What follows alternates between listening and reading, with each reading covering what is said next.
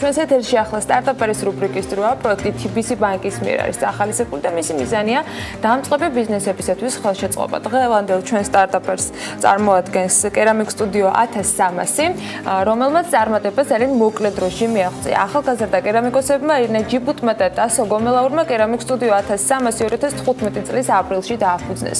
მას შემდეგ რაც გოგონების სტარტაპი დინამიურად ვითარდება, რამდენიმე თვის წინ ირინამ და ტასომ სახელოსნოსთან ერთად მაღაზიაც გახსნეს და ქართული კერამიკის ხელნაკეთი ჭურჭელი უკვე ექსპორტზე ლონდონსა და მოსკოვში გადის. დეტალები ვნახოთ ნინი ლონგურაშვილის სიუჟეტში და მოგვიანებით გავიცნობთ უკვე ამ სტარტაპერის დამფუძნებლებსაც.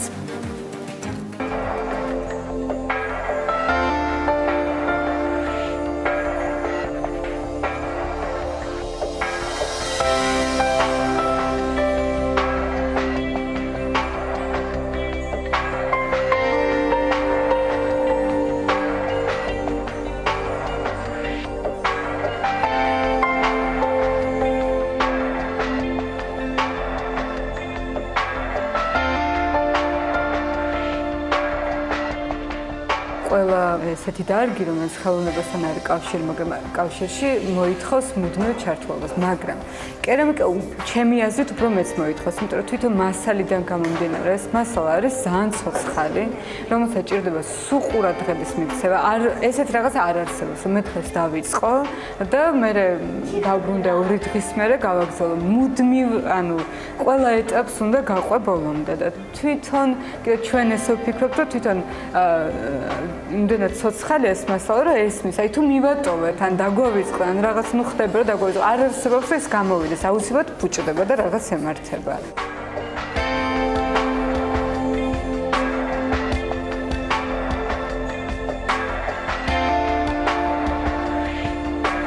ძალიან ჩართული ხარ, სულ ამაში ხარ, სხვანაირად არ კეთდება.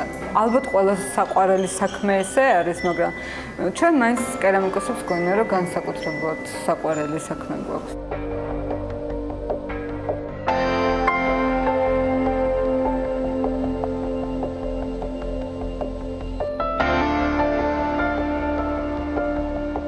კერამიკას კიდე ერთი კარგი თვისება აქვს, რომ შეგიძლია რომ ააკეთო სუფთა ცალკე ესეთი კონცეპტუალური ნამუშევრები, ობიექტები, სკულპტურები და მეორე მხარე აქვს გამოყენებითი მხარე. მასალა გაძლევს ამის საშუალებას, რომ ააკეთო ჭურჭელი, ჭაღები, სახლის დეკორატიული ნივთები და გამოყენებადი ნივთები.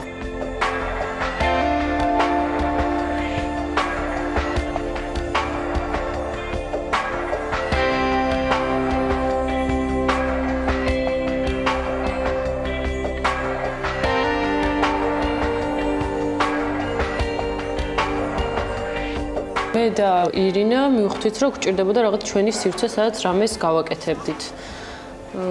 და ვიფიქრეთ, რა ვქნათ, რა თქმა უნდა, არაფერი არ გქონდა, არც ღუმელი არ გქონდა, ხო, ორივე კერამიკოსები ვართ და მივხვდით, რომ ძალიან გვჭირდება რაღაც სივრცე, სადაც ვიმუშავებთ ბევრს. ოღონდ ჩვენთვის არც გვიფიქრია, რომ შეიძლება რამე შეკვეთა ავიღოთ. ჩვენი სიამოვნების ის მოკლედ, რომ რაღაც გაგვაკეთებინა და მე მქონდა სახლი, რომელშიც არავინ არ ცხოვრობდა და ცოტა ხანი ვიფიქრეთ, რომ იქ ვიმუშავებდით.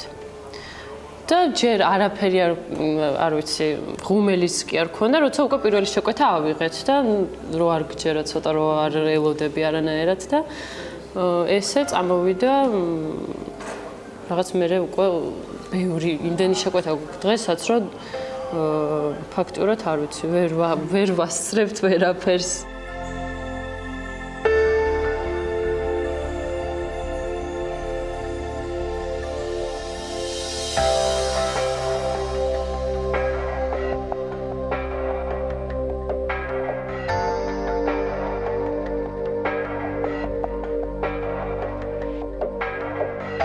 შეკვეთები ძირითადად ქართველი მომხმარებლისგან არის, სხვადასხვა კაფეები და რესტორნებისგან.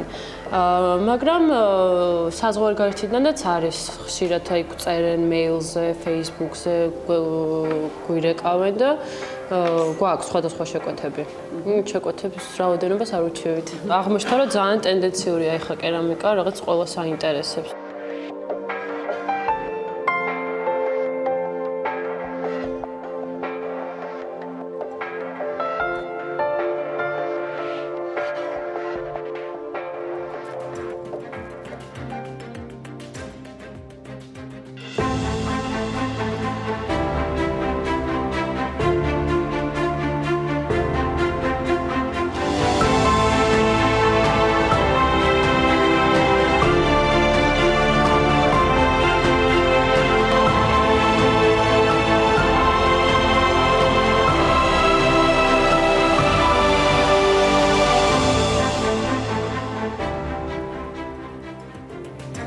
სტარტაპერის რუბრიკის სტუმრები დღეს როგორც გითხარით კერამიკ სტუდიო 1300-ის დამფუძნებლები არიან ირინა ჯიბუტს და ტასო გომელაურს კი შოთა უმასპინძლებს დილა მშვიდობის შოთა მივესალმებით ჩვენს სტუმრებს. დილა მშვიდობის ანა მეც მივესალმებით ჩვენს სტუმრებს პირველ რიგში და მე უკვე თქვენ დიდი ხანი არ შევხვედრე ვარ დაახლოებით 1 კვირა და ამიტომ მაყურებელსაც სალამ შევუთვრე.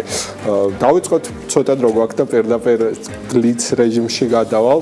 პირველადი ინვესტიცია რა იყო თქვენ თქვით რომ გქონდათ სახლი, სადაც უბრალოდ ჰობით წამოიწყეთ, მაგრამ მე ჩამოყალიბდა სერიოზულ ბიზნესად. რა დაგჭირდა თავიდან რომ საქმე დაგეწყოთ? სახლის გარდა.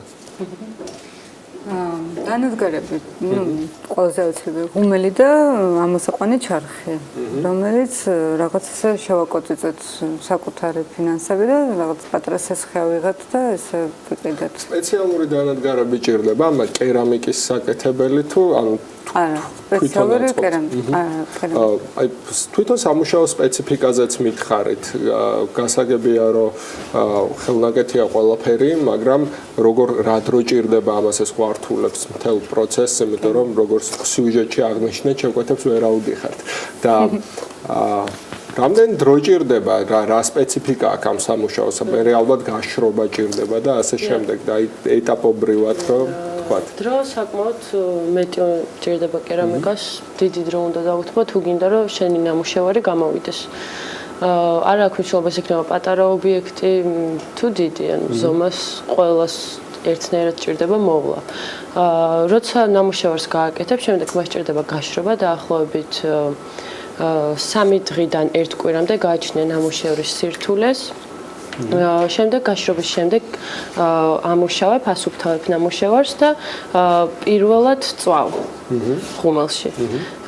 პირველი გამოწვის შემდეგ მოდის დაფერვა და მეორე გამოწვა. თვითონ კერამიკას უკვე სრულყოფილი რო იყოს, ჭირდება 2 გამოწვა აუცილებლად. მინიმუმ. და მე მოხატვა ხო თუ მოხატვა შუალედში მოხატვა შუალედში და სიტყვაზე ერთი ადამიანი ერთ ნივთს აკეთებს, ასე არის, ანუ თუ რაღაც ეტაპებად არის და ცოტა კონვეიერული სისტემაა და სხვადასხვა ეტაპს სხვადასხვა ადამიანი. ასე ხო? ასე უფრო. ანუ დილას მივდივართ სახელოსნოში და ყველა ვიცით რა უნდა გავაკეთოთ სატანი ვარ, მაგრამ ხო, ანუ ჩვენი მოგონილი კონვეიერული სისტემაა, იმიტომ ქარხნებში აბსოლუტურად სხვანაირია. რამდენი ადამიანი მონაწილეობს ამ სისტემაში? მუდმივად 4, პერიოდულად კიდევ 1-3 ადამიანი, ანუ არასრულ რეჟიმში have time. ესე იგი, ხო, 7 ადამიანამდე დაასაქმეთ უკვე რამდენი ხანია რაც არსებობთ? 2 წელი. და მაღაზია, ანუ გასაღების არხები როგორია? მე მოვისმინე რომ უცხოეთში გზავნით. ჩვენი მეც ხშირად წავაწყდი იმ პრობლემას, shipment-ის პრობლემას უცხოეთში. ხო, აი მით უმეტეს ესეთი ადვილად მტრევადია, ხო? ადვილად მტრევადი ნივთების. აი, როგორ აგვარებთ ამ პრობლემას და როგორ გინდათ რომ გააფართოვოთ საერთაშორისო ქსელი? იცით რა, მართლა დიდია მოთხოვნა, საკმაოდ დიდია, ჩვენც არ ველოდით საერთოდ რომ ამ ხელა მოთხოვნა იქნებოდა.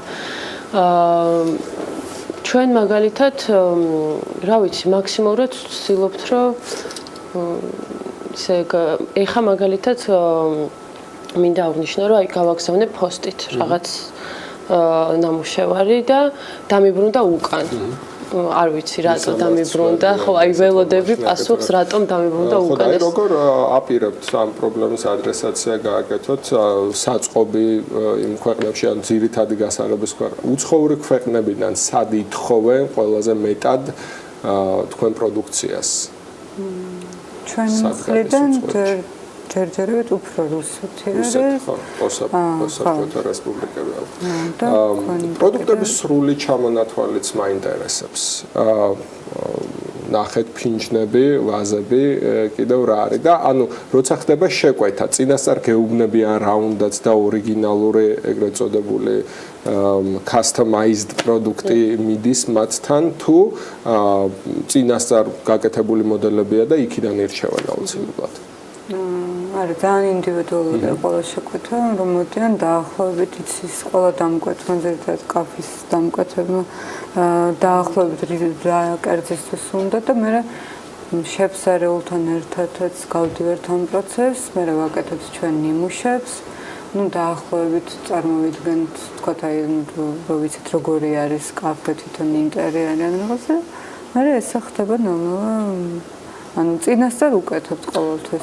თქვენი ბიზნეს მოდელი რო დავახასიათოს, ასე ვთქვათ, B2B მოდელი, კაფეებზე მოდის ძირითადი დატვირთვა გაყიდვების. თუმცა არის ინდივიდუალურიც ალბათ. კი, სახლიდანაც და ინტერიერის ფილებს ვაკეთებთ კიდევ, თქვათ, რაღაც ჩანართებად მოგვიკვეთავენ და ძირითადად უფრო ესეთ გამოყენებად ნივთებზე არის შეკვეთა, თუმცა ჩვენ უფრო გვიხარეთ თუ ობიექტებს ან სკულპტურებზე დაინტერესდებით. თქვენ მონაწილეობთ პრინციპში ინტერიერის შექმნაში, მით უმეტეს თუ ჯერ მოთხოვნა უსწრებს მიწოდებას ინტერიორ დიზაინის სფეროშიც ხართ შესული. ესე გამოდის, ხო? როდის მიმართეთ TBC სტარტაპერს და რა მიზნით? უბრალოდ პროგრამაში თუ დაგჭირდათ ეგრეთ წოდებული seed capital-ი, პირველადი ინვესტიცია. მოგმართოთ. ძალიან კარგი. ეგრეც უნდა იყოს.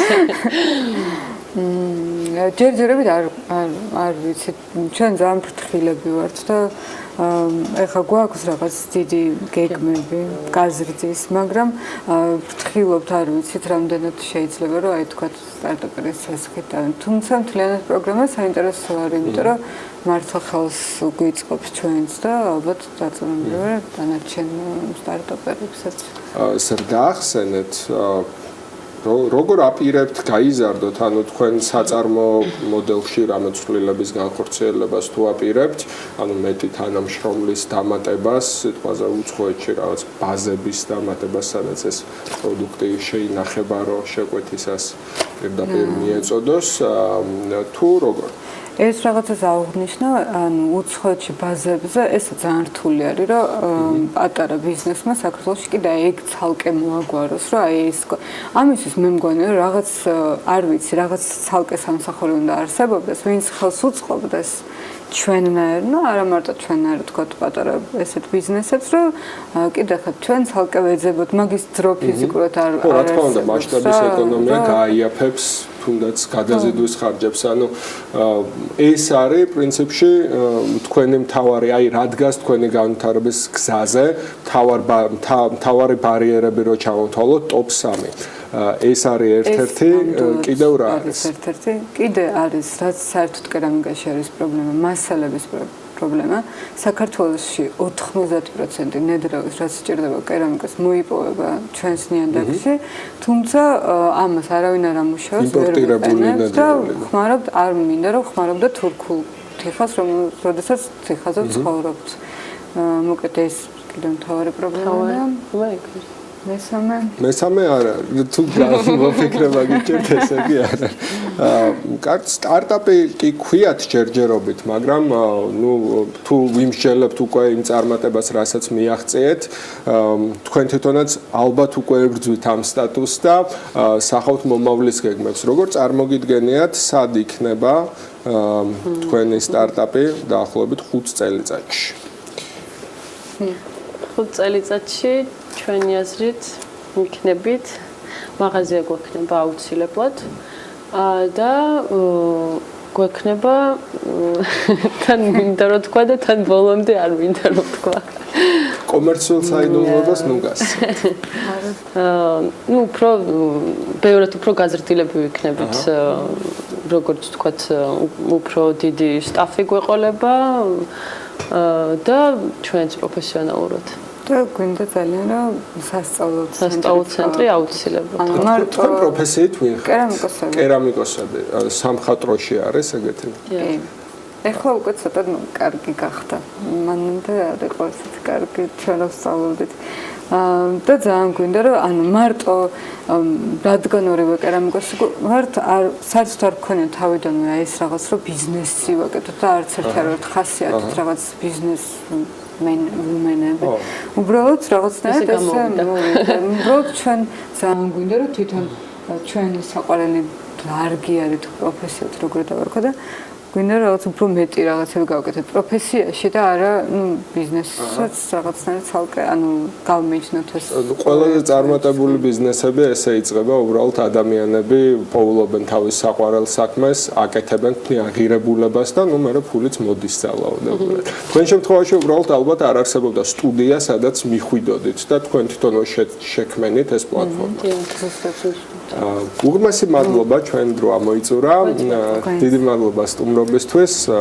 მაღაზიაშიც გესტუმრებით, როცა გააკეთებთ და მანამდე ურჩევ გაქვთ. მაღაზიის გახსნა რო ახსენეთ, სელის გაფართოება. ფაბრიკაში. მეთქი რაღაც შემეშალა. მადლობა და დროებით. მადლობა შოთას და მადლობა მის სტუმრებს. მე დარწმუნებული ვარ, რომ საკმაოდ წარმატებულად შედგება ეს ბიზნესიც, რომელიც სტარტაპერმა და TBC ბანკმა წარმოგვიდგინეს.